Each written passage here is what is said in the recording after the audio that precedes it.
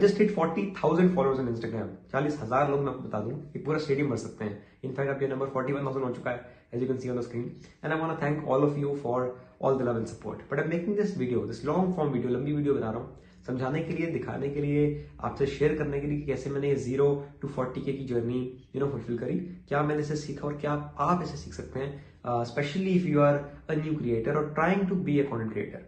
क्योंकि content creator आजकल हर एक कोई बनना चाहता है, इतनी ज्यादा ये स्पेस ना भर चुकी है, बहुत ज्यादा कंपटीशन इसमें आ चुका है। So how do you make it big while there is so much competition, while it is so cluttered, and what all things can you keep in mind which can really smoothen your journey or maybe pick it up for you. Well, without further ado, let's begin the video and let's understand what all things help me and what can help you.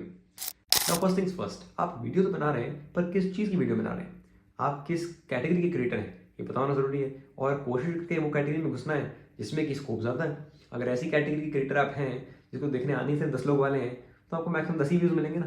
Simple सी बात है, कहते हैं ना वो धंधे में जाओ जहाँ पे लोग खरीदने वाले तो माल हो, आपका माल जितना भी कोई अच्छा क्यों ना हो, अगर कोई खरीदने वाला है नहीं तो आपका धंधा तो चौपट है। Similarly with content, if your target audience is pretty small or your category is very niche, then you cannot make it really big, right. तो आपको ऐसा कैटेगरी पकड़ना है जिसमें कि बहुत लोग हैं, जो बहुत लोग देखना चाहते हैं, और उसमें अपना कोई ऐसा एज डालना है कि अब वो सारे लोग आपके पास आए। अब बात करते हैं कि मैंने क्या कैटेगरी पकड़ी और मैंने कैसे इसको ब्रॉडन किया। इसमें कैच है ना, मैं ये नहीं बोलूंगा आपको कि सिर्फ आप कोई कैटेगरी पकड़ लो अपने मन से। मैं आपको एक हैक बताऊंगा जो मैंने यूज किया, जिससे कि मेरी ग्रोथ एक्सेलरेट हुई। So let me tell you, I started as a finance creator. मैं स्टॉक मार्केट में काम करता हूँ, आपको पता है, बचपन से ही 14 साल की उम्र में शुरू हो गया था। तो इनफैक्ट तब से मैंने वीडियो बनानी शुरू कर दी कि मार्केट में क्या क्या इंस्ट्रूमेंट्स होते हैं, क्या नहीं होते हैं, एसेट क्लास क्या होता है, SIP क्या होती है, म्यूचुअल फंड क्या होता है, बेसिक जो मैं सीखता था वो मैं सिखा देता था।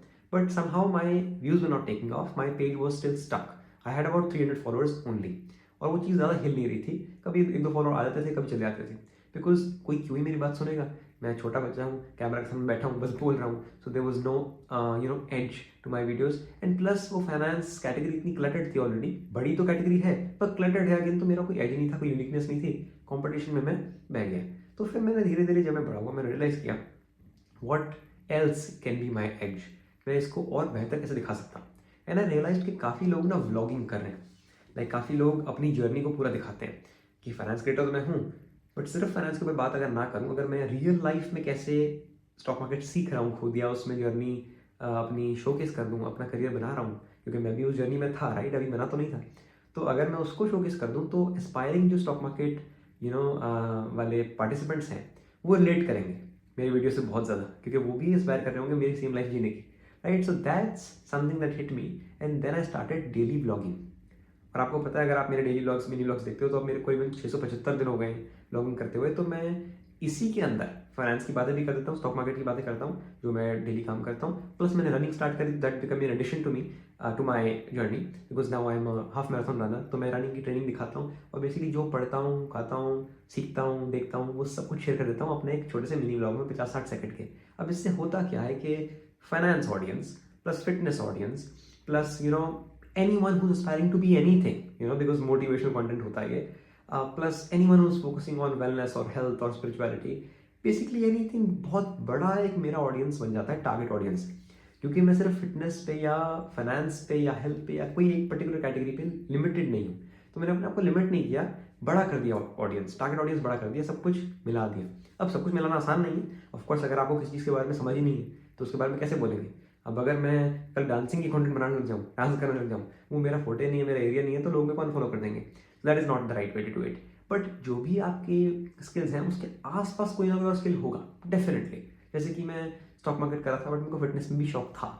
और ऐसे लोगों के बहुत कॉम्बिनेशन होते हैं, किसी को भी सिर्फ एक ही चीज़ में इंटरेस्ट नहीं होता है, मल्टीपल स्ट्रीम जरूर होती हैं, कोशिश करेंगे तो निकल जाएंगे। If you can combine all of them up, it will be good for your own life as well as for your content, and it can work wonders. क्योंकि आपकी टारगेट ऑडियंस बढ़ जाएगी, सब लोग आपको किसी किसी चीज़ के लिए फॉलो करेंगे। ऐसा कहते हैं ना, never be one thing. Life is too short to be just one thing. So I want to be known as an investor who runs, a runner who reads, a reader who writes, a writer who maybe creates videos or whatever. कहने का मतलब I want to be more and more and more things, so that more and more people can know me, and so that I can also do more and more and become a bigger name. Simple सी बात है, अगर आप एक ही काम करेंगे तो थोड़ा आपका नाम कम ही बनेगा। ऑफ कोर्स अगर आप उसमें बेस्ट हो जाए तो बात अलग है, बट फिर भी if you can pick up broader categories it can be helpful for you. Well, point number 2, पहली बात तो हो गई कैटेगरी क्रिएशन पे, टारगेट ऑडियंस बड़ा कैसे करना है उस पर। पॉइंट नंबर 2 क्या है, आपको अब लोगों को अपने साथ एंगेज करना है। कैसे करना है एंगेज? इंगेजमेंट, ठीक है, ऑडियंस एंगेजमेंट या रिटेंशन जिसको आप कह सकते हैं। कैसे करना है एंगेजमेंट? जोड़ना तो है ऑडियंस को, सभी चाहते हैं, पर कैसे जोड़ें? Again I will take you back to my story. जैसे मैंने बताया, जब मैं कैमरा के सामने खड़े होकर सीधा ज्ञान पेल रहा था कि हाँ आप इतने की SIP कर लो, इतना हो जाएगा, ये स्टॉक मार्केट होती है, ये गोल्ड होता है, सिल्वर होता है, बॉन्ड होता है, एसेट होता है, ये सब बेसिक बेसिक बातें सबको पता है। और जिसको नहीं भी पता ना, वो गूगल से जाकर पढ़ लेगा, वो मेरी वीडियो को सुनेगा आके, राइट? और इतना बोरिंग हो जाता है। तो ऑडियंस का अटेंशन स्पैन आजकल कम है। अब उनको अट्रैक्ट करने के लिए कुछ ऐसी चीज़ चाहिए जिससे वो रिलेट कर पाए। तो जैसे मैंने आपको बताया, जब मैंने मिनी ब्लॉग स्टार्ट करे, जो मैं अपनी जर्नी दिखाने लगा, बाद में उसमें भी मोटा मोटी बराबरी कर रहा था। जो मुझे वहाँ बोलना था वो मैं यहाँ बोल देता था, but rather than just coming up and speaking on the camera, I attached different clips throughout my day or from my day and I attached a voice over to the same. उससे क्या हुआ, clips moving है ना, पूरा दिन में मैं क्या कर रहा हूँ दिख रहा है, बैक बैकग्राउंड में, कहते हैं ना बिहाइंड द सीन्स। उससे लोगों को रिलेट करने लगे मेरी जर्नी से लोग, कि हाँ यार ये पीछे सच में ये करता है जो ये बोल रहा है। तो लोगों को मज़ा आने लगा, वो देखने लगे और उनको एक ट्रस्ट भी बिल्ड होने लगा। So that's how I engaged my audience, और उससे मेरे को बड़ा अच्छा रिटेंशन मिला। इनफैक्ट चाहे व्यूज़ बढ़े ना बढ़े, जो व्यू कम भी आ रहे थे ना, वो भी तरीके वाले आ रहे थे। कहने का मतलब, अगर किसी वीडियो में मेरे व्यू कम भी होते थे, फिर भी कमेंट ज़्यादा होते थे, लाइक ज़्यादा होते थे, और पर्सनली मेरे से लोग इंटरेक्ट कर रहे थे because they were able to trust me better. So to build trust, अगर आपको बड़ा नाम बनाना है, पर्सनल ब्रांड एक्चुअली बनाना है, ट्रस्ट एक बहुत बड़ी चीज़ है। सिर्फ व्यूज से कुछ नहीं भी होता है। बहुत लोग मैं जानता हूँ मिलियन फॉलोअर्स लेके बैठे हैं, may be lakhs of followers हैं, करोड़ ऑफ फॉलोअर्स हैं, उनके अकाउंट्स डेड है, कोई फायदा नहीं है, क्योंकि उनको ट्रस्ट नहीं करता है, क्योंकि वो इधर उधर का कंटेंट चेप के फॉलोअर्स तो गेट कर लेते हैं, but they not able to build a brand for themselves. So if you want to build a brand, I would highly suggest you vlog, or you basically show behind the scenes, so that you can build trust and so that you can engage your audience। क्योंकि अगर आप सिर्फ कोई topic लेके camera में बोलते रहेंगे, वो तो आजकल हर एक दूसरा बंदा कर रहा है, यूनिकनेस जो है वो ऐड नहीं होगी। आपकी यूनिकनेस आपकी जर्नी में है, तो शोकेस दैट जर्नी, तभी मजा आएगा, क्योंकि लोग आपको पॉइंट ए टू पॉइंट पे जाते हुए देख पाएंगे। हो सकता है वो आपकी हेल्प से भी पॉइंट ए टू पॉइंट पे चले जाएं और आपको देख भी लें, और आपका भी काम हो गया, उनका भी हो गया। So I feel this is a pretty nice point and in fact has been a game changer for me personally। तो ठीक है, पॉइंट नंबर 3 पे आते हैं। स्टार्टिंग में जब आप स्टार्ट कर रहे हैं, quantity is greater than quality. दोबारा सुनना, quantity is greater than quality. जब आप स्टार्ट कर रहे हैं, बाद में नहीं, जब आप स्टार्ट कर रहे हैं। अब आप में से बहुत लोग बोलेंगे कि यार क्वालिटी पे कैसे कॉम्प्रोमाइज़ कर दें, क्वालिटी तो हर काम में मेन चीज़ होती है, मेरी वीडियो अच्छी तो होनी चाहिए, अगर अच्छी नहीं है तो कोई क्यों देखेगा। बिल्कुल, I agree to the fact कि क्वालिटी मैटर करती है, बट जैसे मैंने बोला स्टार्टिंग में, अगर आपका एक नया पेज है और आपके पेज पे वीडियो ही नहीं है, अब वो वीडियो अच्छी हो कि बुरी हो, वीडियो है ही नहीं, तो कोई देखेगा क्यों? या अगर एक ही वीडियो है तो जितनी भी अच्छी हो उस पर कितने ही लोग देख लेंगे, क्योंकि आपका पेज नया है, वहाँ तक पहुँचा ही नहीं।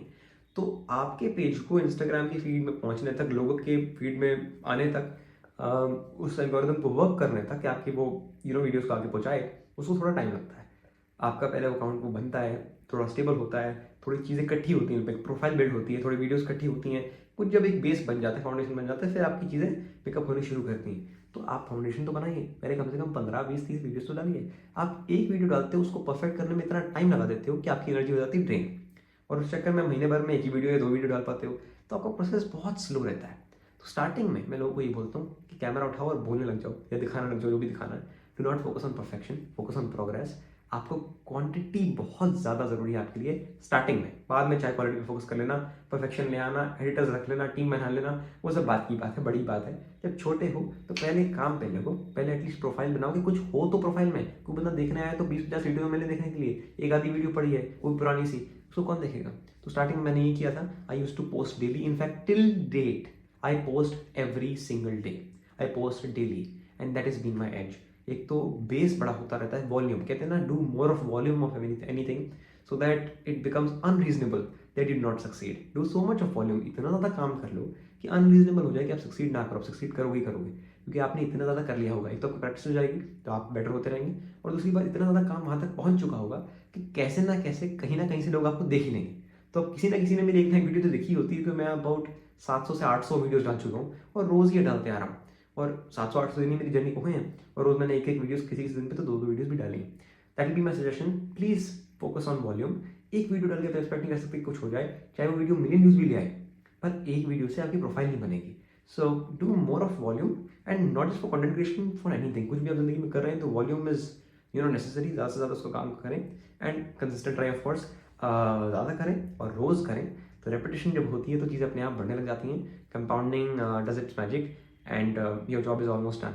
तो आपका काम बस यही है, टारगेट ऑडियंस अच्छी पकड़ें, कोशिश करें, जैसे मैंने पहले बताया कॉम्बिनेशन बनाएं, जैसे मैंने फिटनेस का बनाया, फाइनेंस का बनाया है ना, जो भी मैं कर रहा था वो सब कुछ मैंने दिखाया।